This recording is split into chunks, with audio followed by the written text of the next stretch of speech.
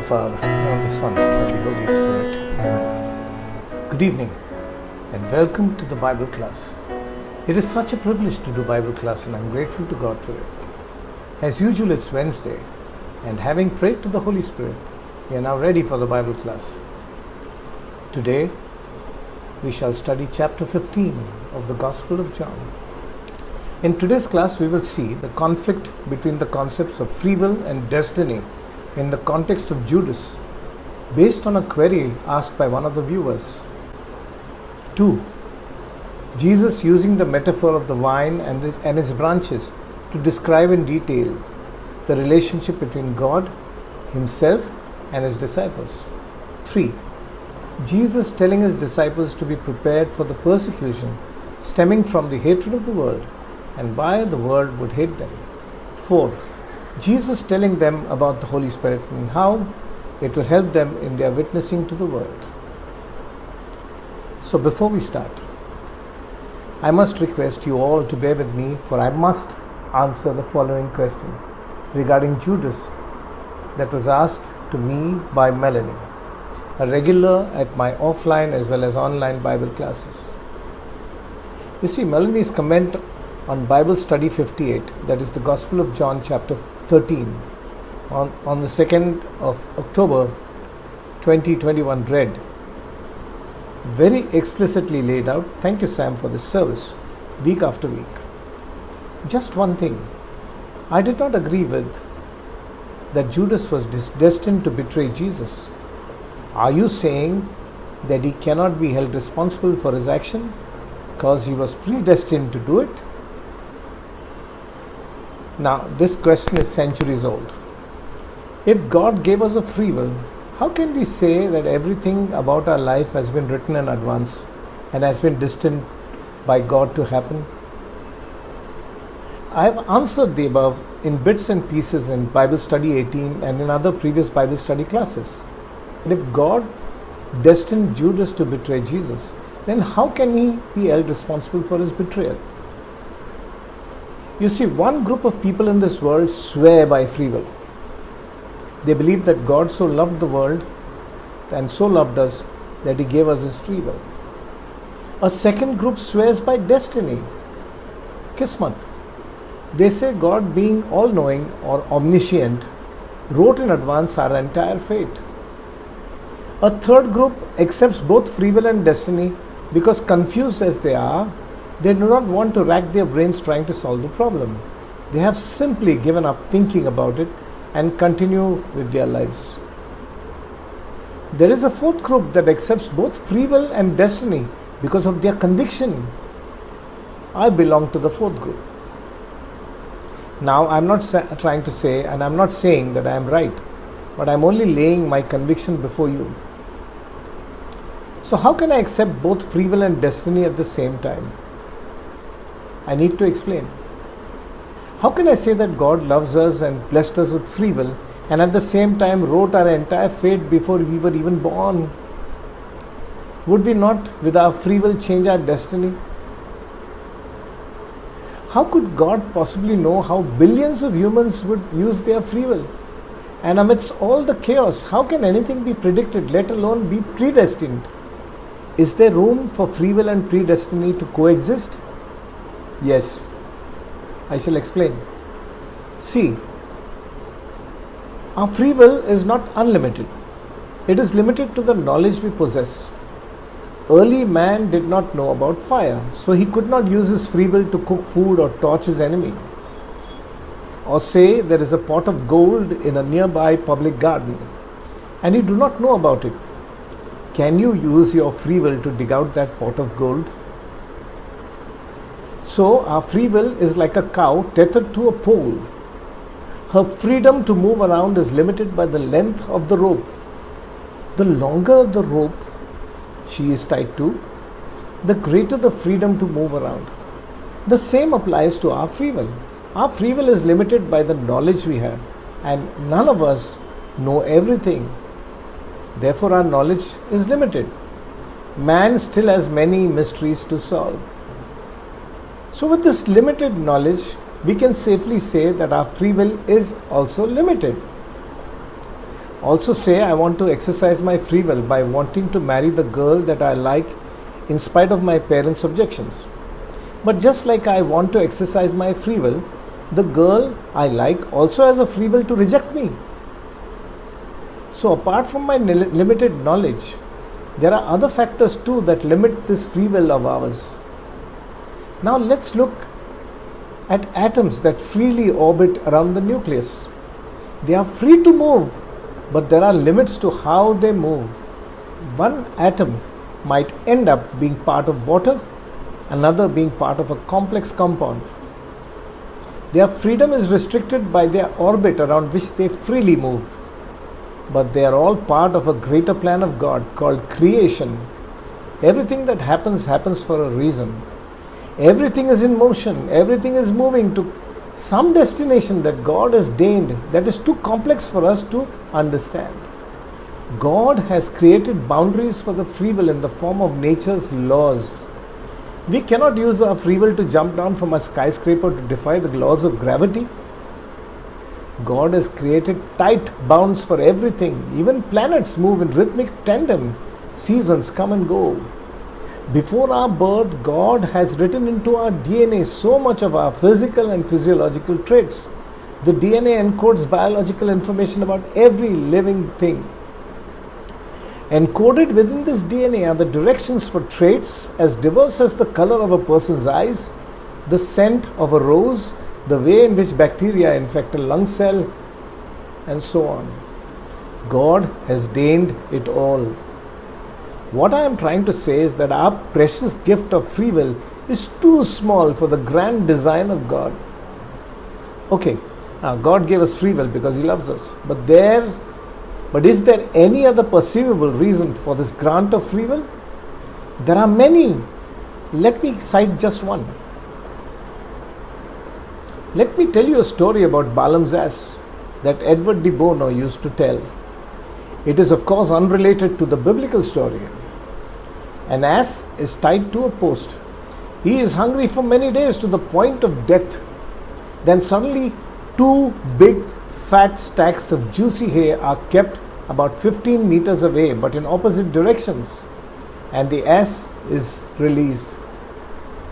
What do you think the ass does? He looks at both stacks of hay and is hesitant to make a move, in the fear that if he moves towards one stack, someone might take away the other stack. He just stands there, immobile, hungry and starving, and then finally dies. He dies because of indecision. We are meant to use our free will to take decisions. I have seen many a fair maiden waiting for the right groom for too long till they finally learn to live single for the rest of their lives. Don't wait too long to take decisions. No decision, of course, is right or wrong. Even if you take the wrong decision, you will defend that decision all your life. And one more thing, we are all accountable for all our actions from the decisions we make. See, was Peter condemned for denying Jesus? No. So was Judas condemned for betraying Jesus? No.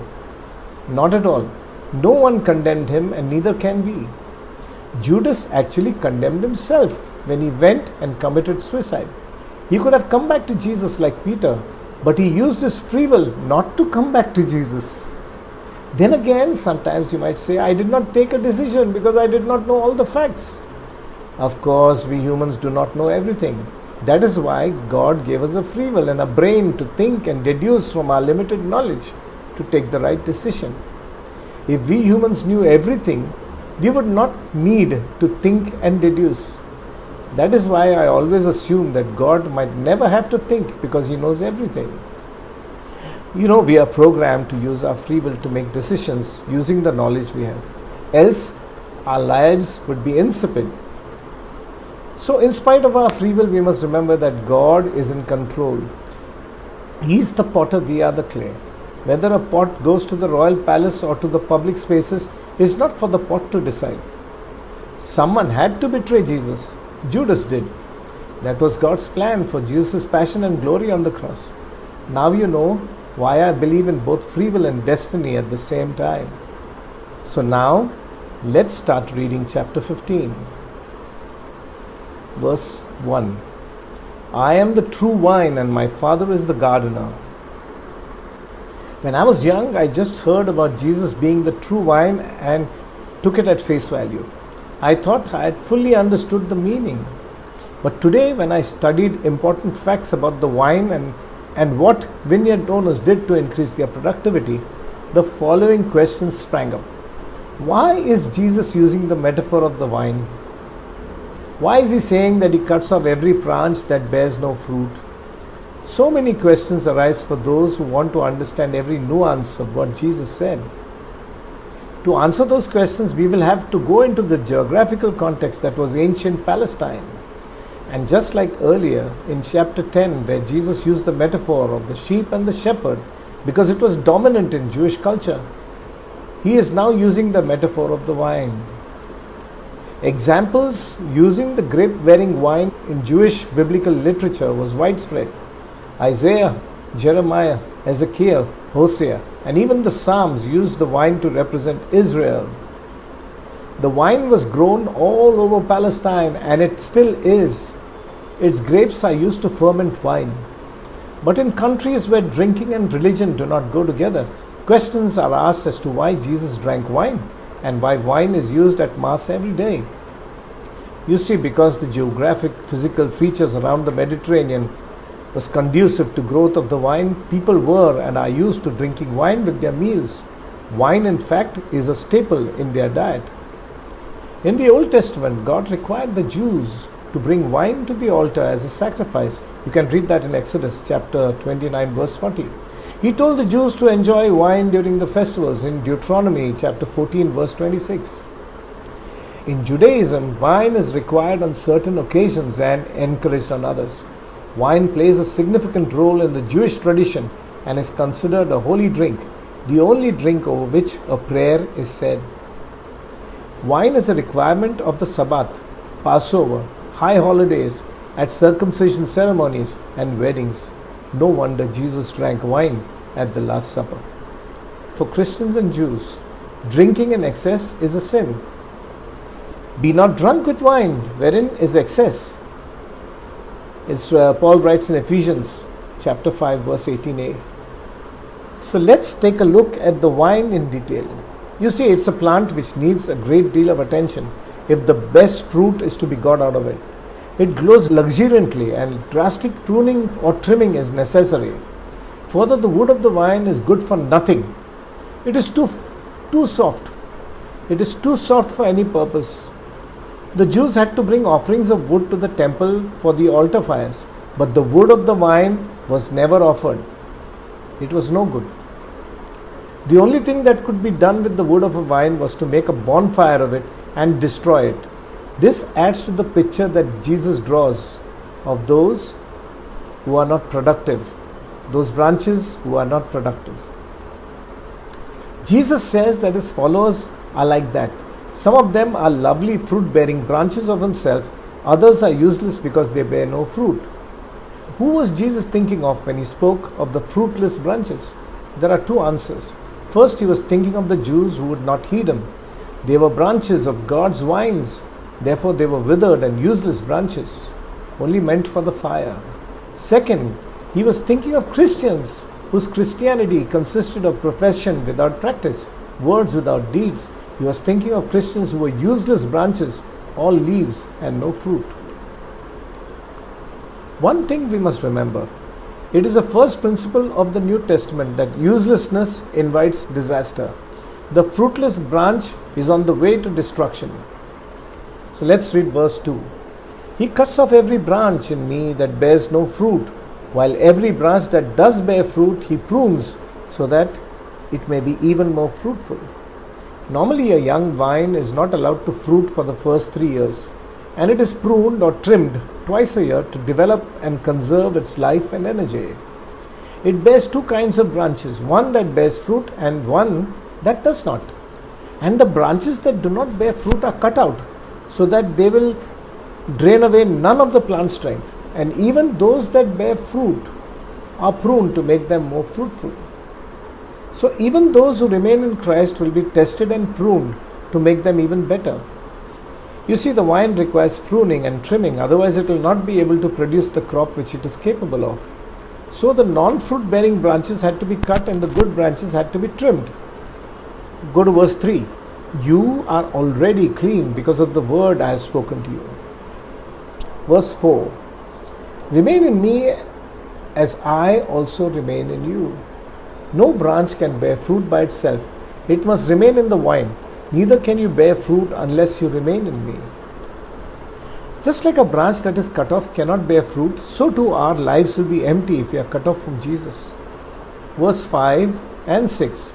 I am the vine, you are the branches. If you remain in me and I in you, you will bear much fruit. Apart from me, you can do nothing. If you do not remain in me, you are like a branch that is thrown away and withers. Such branches are picked up, thrown into the fire and burned. Jesus is saying that unless we abide in him, we will not be saved. Let's try to understand it. Suppose a person is weak.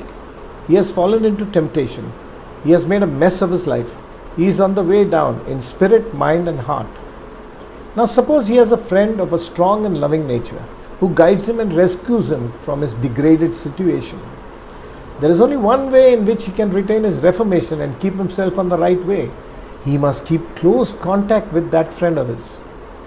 That if he loses that contact, all the chances are that his weakness will overcome him, the old temptations will rear their heads again and he will fall. His salvation lies in continual contact with the strength of his friend. In the Tamil movie Sarpatta Perambarai, recently released on Amazon Prime, the hero is a boxer whose career is lifted to great heights due to the influence of his tough coach. But when the coach is sent to jail as a political prisoner, the boxer goes back to his old ways, stops training, starts drinking, and is on the way to losing it completely.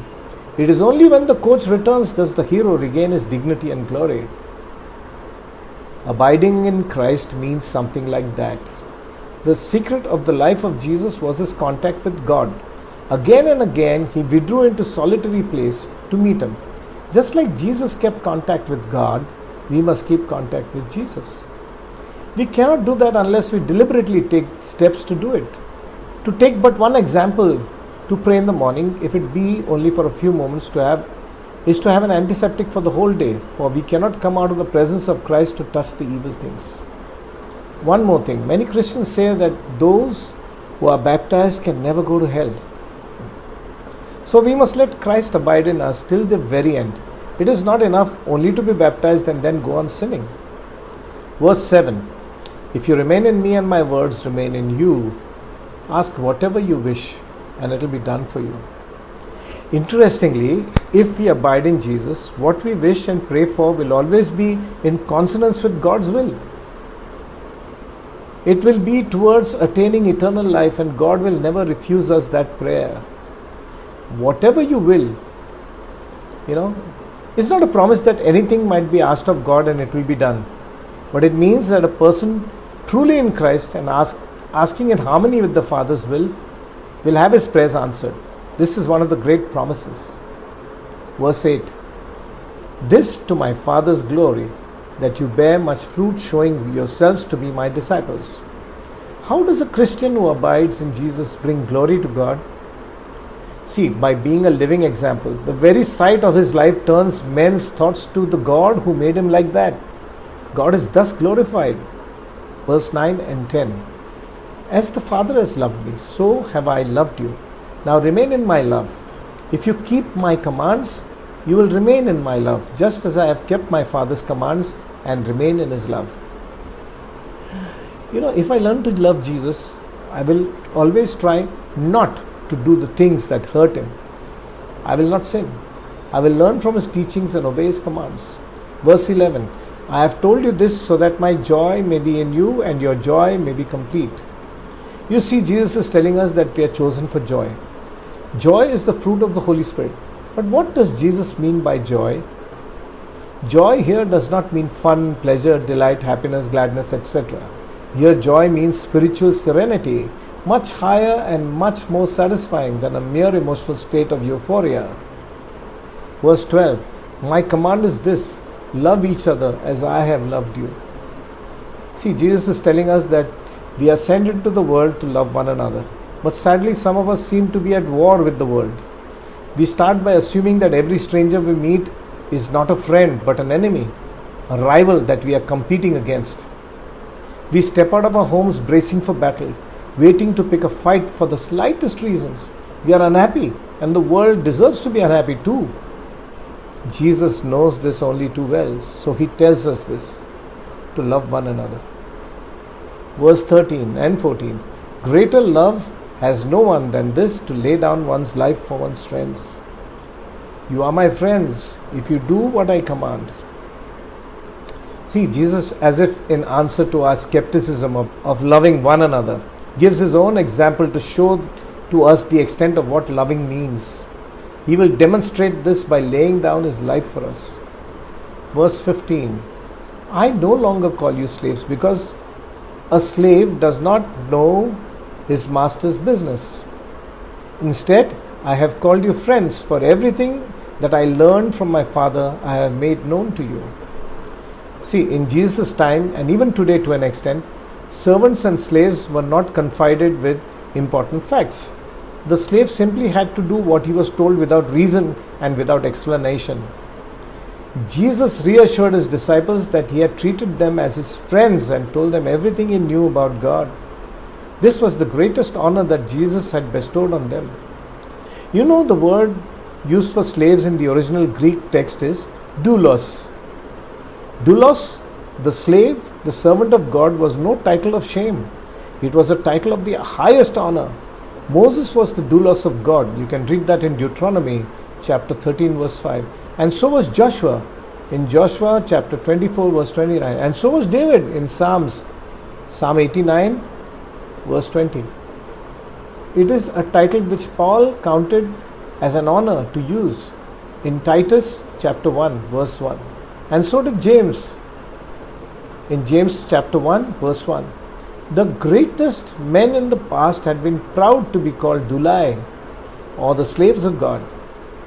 Only Abraham, the greatest in the Old Testament, the father of the Jews, was called a friend of God. You can read that in Isaiah chapter 41 verse 8. And Jesus says, I have something greater for you yet. You are no longer slaves, you are friends. So Jesus offers us an intimacy with God which not even the greatest men knew before he came into the world. He offers us a position at par with Abraham. Verse 16. You did not choose me, but I chose you and appointed you so that you might go and bear fruit that will last. Jesus did not only choose us for a series of tremendous privileges, he called us to be his partners. The tremendous choice laid before us is that we can accept or refuse partnership with Christ in the work of leading the world to God. Jesus chose us first to come to him and then to go out in the world as his ambassadors. Also, when Jesus says, you did not choose me, I chose you, we wonder about the free will and the predestination principles that we discussed at the beginning of this class. We'll read further of verse 16, the second part. And so that whatever you ask in my name, the Father will give you. You know, many of us think that God must grant us everything we ask in prayer. Not true. God is a loving Father who is more ready to give than we are to ask. But does this mean that we only have to pray in order to receive and that God will give us everything that we ask? That is precisely what it does not mean. So why are our prayers not answered? We must be honest in prayer. We cannot lie to God. You know, sometimes we pray for things that we would be shocked if we actually received it. We may pray for the giving up of some habit without the slightest intention of giving it up. We may pray for some virtue or quality without any real desire to possess it. We cannot pray for that which we do not desire with our whole hearts. We are then not very honest. We make selfish requests as well. We must remember that we are bound up in this bundle of life. We are not single, detached, isolated units. We are part of a fellowship, a society, a community, whether we like it or not. Anything that we do necessarily affects other people. We are therefore bound to see that God cannot grant a selfish request. It may well happen that if our prayer is granted, then someone else in some way suffers. It may well happen that To give us what we desire would deprive someone else of what he or should have. Let us take a very simple example of this. It is sometimes the custom to pray for good weather for the day of a children's outing or a picnic. Such a prayer is quite wrong. Why? It is not prayer but atmospheric conditions which determine the weather. And in any event, the farmer may well be praying for rain for his past field. The correct prayer in such conditions is that we may be enabled to enjoy the day with glad cheerfulness, hail, rain or shine. We so often pray as if no one mattered but ourselves, as if we were the center of the universe, as if life and all that is in it ought to be organized and adjusted for our special benefit. No prayer which is forgetful of others can ever be answered. As we wish it to be answered, mankind is the family of God, and there can be no spoiled children who get whatever they cry for in God's family. Very often in our ignorance we pray for things which, if they were given to us, would not be to our ultimate and lasting good. It is a principle which we ourselves often observe with our own children. The child asks for something. Okay? We love the child and our desire is for nothing but the child's happiness. And we know that if the child were to get what he is asking for, it would not be good for him and might even be a danger to him and do him an injury. It is so with us and God. And also remember, there is no such thing as an unanswered prayer. It has been wisely said that God has 3 answers to our prayers. Sometimes God says yes, sometimes God says no, and sometimes God says wait. We will publish a full-fledged Bible study class on prayer after we conclude the Gospel of John. Now let's go to verse 17. This is my command, love each other. See how many times Jesus is repeating this command. If we were to summarize the whole of Jesus' ministry into one word, it would be love. It is my constant desire that someday I will be able to finally see Jesus in every one I come across, even in my enemies. Let's go to the next part, verse 18 onwards. The world hates the disciples. If the world hates you, keep in mind that it hated me first. If you belong to the world, it would love you as its own. As it is, you do not belong to the world, but I have chosen you out of the world. That is why the world hates you. You know, when John wrote this gospel, the church was undergoing unprecedented persecution and hatred. People who followed Jesus and lived a life of love would naturally be a curse to the sinful man. Every time he looked at Christians, he would be reminded of how wretched he was. This explains the implacable hatred of evil men for the truth. The world is so full of evil that it detests those who are good. When I was in class 11, there was a boy named Randeep. He was clever, and over the years he had made no attempt to hide the fact that he was smart. There was no need to do that. Soon the others began ridiculing him to such an extent that just before the prelim exams, he felt mentally ill from the constant persecution. Randeep seemed to remind many of his classmates that they were just not clever. The rest of the class, of course, went on to appear for our final exams and got on with their lives. I wonder what happened to Randeep. Let's go to the verse 20 and 21. Remember what I told you. A servant is not greater than his master. If they persecuted me, they will persecute you also. If they obeyed my teaching, they will obey yours also. They will treat you this way because of my name, for they do not know the one who sent me. As the world treated Jesus, so would it treat the apostles. If they loved God, they would love Jesus, and if they loved Jesus, they would love his apostles and obey the teachings. If they hated God, they would hate Jesus, and if they hated Jesus, they would persecute his apostles. It is a natural thing. Verse 22. If I had not come and spoken to them, they would not be guilty of sin, but now they have no excuse for their sin. You see, the wicked soul desires nothing so much as to be left alone. There is something terribly upsetting about an aroused conscience.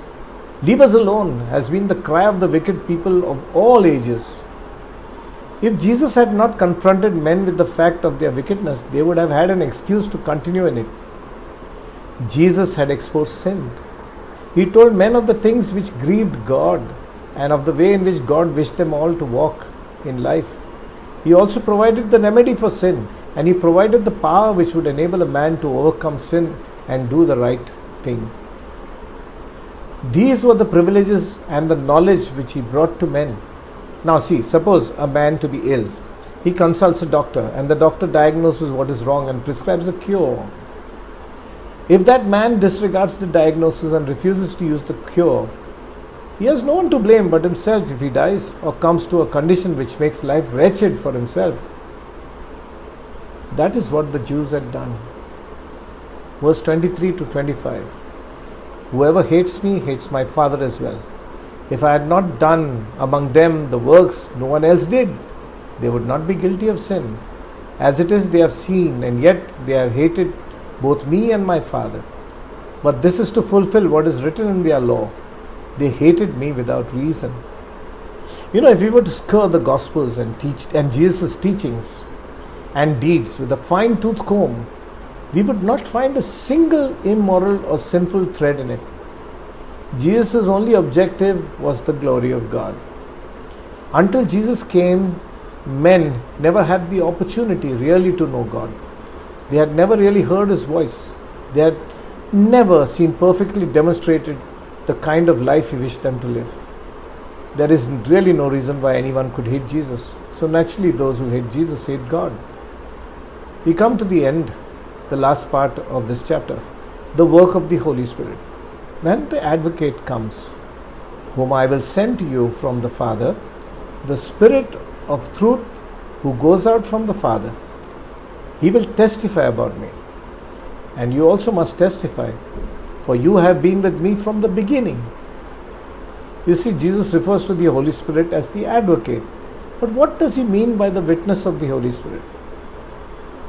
When the story of Jesus is told to us and his picture is set before us, what makes us feel that this is none other than the picture of the Son of God? That reaction of the human mind, that answer of the human heart is the work of the Holy Spirit. It is the Holy Spirit within us who moves us to respond to Jesus Christ. It is the Holy Spirit who puts words into the mouth of the Bible animator when he does not know the answer to a question posed to him by a Bible student. Lastly, Jesus asks us to be his witnesses. Only if we are intimately connected to him with an inner conviction that he is our Savior will our outward behavior be an effective testimony as witness. With that, we end chapter 15 of the Gospel of John. So let us summarize. In today's class, we looked at the conflict between the concepts of free will and destiny in the context of Judas, based on a query asked by one of the viewers. 2. Jesus using the metaphor of the vine and its branches to describe in detail the relationship between God, himself, and his disciples. Jesus telling his disciples to be prepared for their persecution stemming from the hatred of the world and why the world would hate them. And lastly, Jesus telling them about the Holy Spirit and how it will help them in their witnessing to the world. So that's all, folks. That ends our Bible class. Don't forget to like, subscribe, share and comment. Share it with your friends on WhatsApp. God bless. Praise God. In the name of the Father, the Son, the Holy Spirit. Amen. Praise God.